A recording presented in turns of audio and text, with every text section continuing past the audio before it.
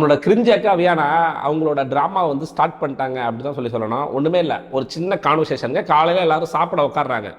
சாப்பிட உட்காரும் பொழுது எல்லாருமே ஒரு 3 சப்பாத்தி வாங்கி ஈவனாக வாங்கி சாப்பிட்டுக்கிட்டு இருக்காங்க. அப்படி சாப்பிடும்பொழுது வியானா வந்து ஃபஸ்ட்டு சக்கரை வாங்குறாங்க சப்பாத்திக்கு. வாங்கிட்டு அதுக்கப்புறமா வந்து கிரேவி வேணும்னு சொல்லி கேட்டுருக்காங்க. அதுக்கப்புறம் இன்னொரு கிரேவி, 2 கிரேவி கேட்டுருக்காங்க, சக்கரையும் கேட்டுருக்காங்க. அப்போ கானா வினத்தை என்ன கேட்குறாரு, அம்மா நீ தான் ஆல்ரெடி சக்கரை வாங்கியிருக்க, அப்புறம் கிரேவி வாங்கியிருக்க, இன்னொரு கிரேவி வேணுமாம்மா அப்படின்னு சொல்லி கேட்டிருக்காரு. இதில் என்ன குற்றம்?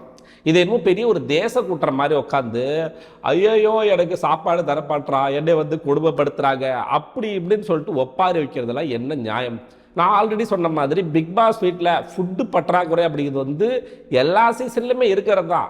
அங்கே அட்ஜஸ்ட் பண்ணி தான் சாப்பிட்ணும். இந்த சோத்து பிரச்சனை அதிகமாக கிளப்புறது யாருன்னு சொல்லி கேட்டிங்கன்னா, ஒன்று நம்மளோட தர்பீஸ்.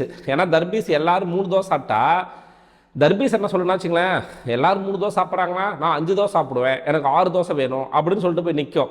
இங்கே வந்து ஒரு 10 தோசை இருக்குது அப்படின்னா 10 பேர் இருக்காங்கன்னா ஆளுக்கு ஒன்று தான் கொடுக்கணும். கரெக்டுங்களா? இல்லைனா 8 பேர் ஆளுக்கு ஈக்குவலாக பிரித்ததுக்கு அப்புறமா வந்து கடைசியாக எக்ஸஸாக இருந்துச்சுன்னா எல்லோரும் வாங்கி சாப்பிட்லாம். கானா வினோத் கேட்டது எந்த தப்பான ஒரு இன்டென்ஷனுமே கிடையாது. நீ ஆல்ரெடி சுகர் வச்சிருக்கியம்மா, ஒரு கிரேவி வாங்கியிருக்கிய, திரும்ப அம்மா இன்னொரு கிரேவி அப்படி கூட கேட்கல. இல்லை வேணுமாம்மா இன்னொரு கிரேவி வேணுமா, ஆல்ரெடி சுகர் இருக்குமா, இப்படி ஒரு தன்மையாக கேட்டிருக்காருங்க. உடனே வியானா நீ வந்து அரோராவுக்குலாம் வந்து எக்ஸஸாக வைக்கிற, எனக்கு கேட்டால் வந்து தரமாட்டேங்கிற, அப்படின்னா வந்து என்னை வந்து நீ டார்கெட் பண்ணுற. ஆக்சுவலாக வந்து வியானாவுக்கு என்னென்னா, கானா வினோத்து மேலே ஆல்ரெடி ஸ்டார்டிங்கில் இருந்தே ஒரு காண்டு. ஏன்னா வந்து அதாவது வைல்டு கார்டு கண்டஸ்டன் வந்து முக்கியமாக பிரியங்கா இருக்காங்க பார்த்தீங்களா, அவங்க வந்து சொல்லியிருப்பாங்க வினோத்துக்கு வெளியில் ஒரு மிகப்பெரிய ஆதரவு இருக்குது, ஒரு மக்கள் அலை இருக்குது அப்படிங்கிற மாதிரி சொன்னோன்னா, இவங்க வந்து டைட்டில் வின்னர் கனவுல இருக்கிறாங்க நம்ம வியானாக்கா. அப்போது யாருக்கு வெளியில் மக்கள் ஆதரவு இருக்கும், அவங்கள அட்டாக் பண்ணால் அந்த ஹீரோ வில்லன் அந்த கான்செப்டில் வரலாம் அப்படிங்கிற மாதிரி வந்து வினோத்தை எங்கே போனாலும் அந்த பிரச்சனைகள் கூட இப்போ கூட ரீசெண்டாக ஒரு 2 நாளைக்கு முன்னாடி ஒரு கெட்ட வார்த்தை பேசுகிறாருன்னு சொல்லிட்டு மூஞ்சிக்கு நேராக பேச தகுதி இல்லாத ஒரு ஆள் வந்து பின்னாடி போயிட்டு நம்ம சுபிக்ஷாவை வச்சு நிண்டி விடுறது, சுபிக்ஷாவை வச்சு ஒரு சண்டை கிரியேட் பண்ணாங்க. அதுக்கப்புறம் பார்வதிட்ட போயிட்டு உங்களை பாடி ஷேமிங் பண்ணுறாங்க அப்படின்னு சொல்லிட்டு பார்வதிட்ட போயிட்டு வினோத்தாக இதுக்கு என்ன பிரச்சனையே தெரியல வியானாவுக்கு. வினோத்தை மட்டும் தான் பிடிக்கல. அதுக்கப்புறமா வந்து வினோத்தை வந்து கெட்ட வார்த்தைலாம் பேசுறாரு அப்படின்னு சொல்லிட்டு ஒரு 2 நாளைக்கு முன்னாடி ஒரு சீனை கிரியேட் பண்ணாங்க பார்த்தீங்களா. அங்கே இருக்கிற எல்லாருமே கெட்ட வார்த்தை பேசுகிறாங்க. அங்கே இருக்கிற 18 கண்டஸ்டன்ட்மே கெட்ட வார்த்தை பேசுகிறாங்க. அங்கே கெட்ட வார்த்தை பேசாத ஒரே ஒரு ஆள் யார் தெரியுமா? அந்த பிக் பாஸ் மட்டும்தான்.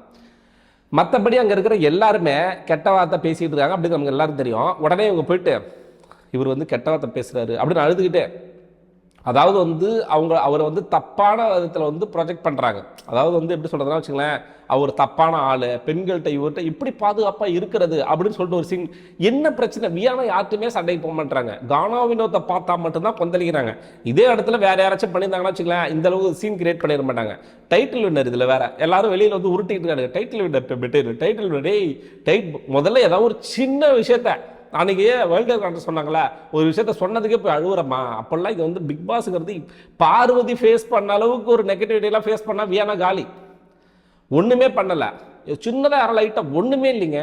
சக்கரை ஆல்ரெடி வச்சிருக்கேம்மா, கிரேவி வேணுமா அப்படின்னு சொல்லி கேட்டிருக்கான் அந்த மனுஷன். உடனே வந்து இவர் வந்து எனக்கு ஃபுட்டு விஷயத்தில் வந்து இது பண்ணுறாரு, ரொம்ப சீப்பாக பண்ணுறாரு, அரோராவுக்கு நான் மட்டும் பண்ணுறாரு, எனக்கு பண்ண மாட்டேன். ஆல்ரெடி ஒரு மைண்ட் செட் வந்துருச்சு, கானா வினோத்துனா நமக்கு வந்து எதிரி, கானா வினோத்து நமக்கு ஆப்போசிட் அப்படின்னா அவர் அப்படி தானே நினைப்பாரு. வியானா வந்து அவர் அப்படி தான் நினைப்பாரு. இவங்க அந்த மாதிரி நினைக்கும் போது அவர் அப்படி தான் நினைப்பாரு. எப்பெல்லாம் மற்றவங்க தவறு செய்யும் போதெல்லாம் வியானாவுக்கு வந்து கண்ணு தெரியாது. கானா வினோத்தை மட்டும் ஏதாவது ஒரு தவறு செஞ்சுட்டா, கானா வினோத்தை வந்து தப்பு பண்ணிட்டாரு ஐயோ இப்படின்னு சொல்லிட்டு அழுவுறது. நடுவில் வர சபரி வந்து கன்சோல் பண்ணுறேன், ஒன்றும் பிரச்சனை இல்லை. 2 சைடும் வந்து சபரி. ஆனால் சபரி வந்து சீரியஸாக சொல்கிறேன், இந்த வாரம் வந்து மாட்டினாங்க, செதற விடுறாங்க. எல்லா பிரச்சனையிலும் அவங்க போட்டு மத்தளத்துக்கு 2 சைடு அடிக்கிற மாதிரி எவனுக்குள்ள யாருக்குள்ள சண்டை வந்தாலும் நடுவில் போயிட்டு சபரி நின்று அதை பஞ்சாயத்து பண்ணி விலைக்கு விடுறதுல அவன் வந்து பெருமூச்சு விடணும். அந்த அளவுக்கு வந்து நடுவில் மாட்டிட்டு சாவற ஆள் பாவம். ஸோ இதுதான் நம்ம கிரிஞ்சி அக்கா மீஷோ ஹாசினி அக்கா வந்து பண்ணிக்கிட்டு இருக்க விஷயங்கள். இதை பற்றிய கருத்து என்ன அப்படிங்கிறது கமெண்ட் பாக்ஸில் போட்டு விடுங்க. அக்கா தொடர்ந்து இந்த மாதிரி அழுகாட்சி நாடகமாக நடத்துகிறா, எப்படிங்க டைட்டில் வின்னர் ஆகுது? நீங்கள் தானே சொல்கிறீங்க டைட்டில் வின்னர்னு சொல்லிட்டு.